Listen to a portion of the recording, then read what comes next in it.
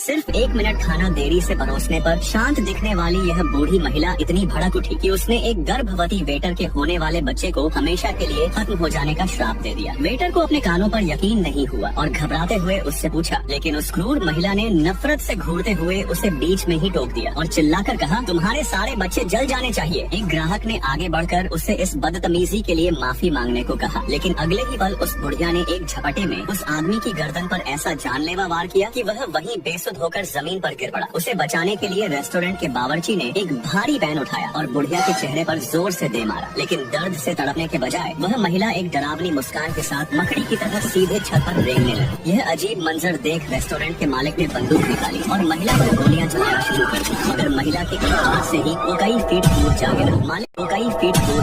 मालिक की बंदूक फिसल कर सीधा एक डरे हुए लड़के के पैरों में आ गई। उसने बंदूक उठाई ही थी कि महिला ने एक भयानक चेतावनी दी, तुम लोग आज नहीं बच पाओगे। यह सुनते ही वो डर के मारे कांपने लगा और साथियों के बार बार कहने के बावजूद वो गोली नहीं चला पा रहा था।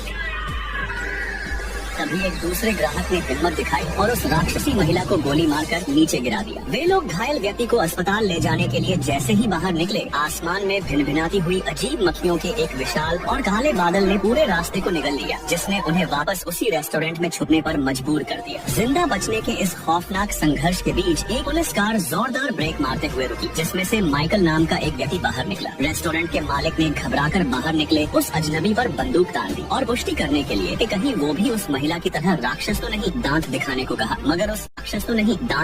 कहा, मगर उसने पल भर में मालिक के हाथ से बंदूक छीन ली और अपनी गाड़ी का पिछला हिस्सा खोलकर सभी को भारी हथियारों से लैस कर दिया। यहाँ तक कि उसने उस गर्भवती लड़की को भी एक पिस्तौल थमा दी। माइकल ने बताया कि रहस्यमयी ताकतों ने कमजोर इंसानों के दिमाग पर कब्जा कर लिया है और वे सब इस वेटर के होने वाले बच्चे को खत्म करने आ रहे हैं। रात के सन्नाटे को चीरते हुए एक आइसक्रीम ट्रक वहाँ आकर रुका और उसमें से एक हड्डियों के ढांचे जैसा दुबला पतला आदमी बाहर निकला, जिसे उन्होंने आम इंसान समझा, लेकिन अगले ही पल उस आदमी का जबड़ा भयानक रूप से खुल गया और उसके हाथ रबर की तरह लंबे होकर जमीन को छूने लगे।